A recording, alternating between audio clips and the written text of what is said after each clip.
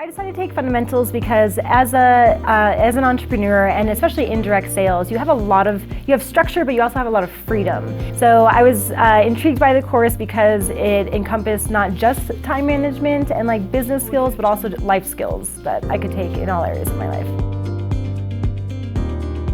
I took fundamentals to kind of improve personal development and self-development and just improve in all aspects of my life.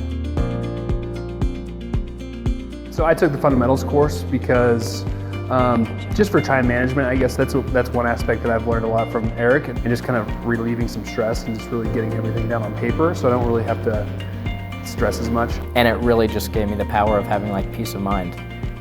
You know, the ability to be able to like change a context like whenever I want, you know, is really something spectacular. It really teaches you how to run your own life, and you know, just there's no price you can put on peace of mind. You know, it's really something special.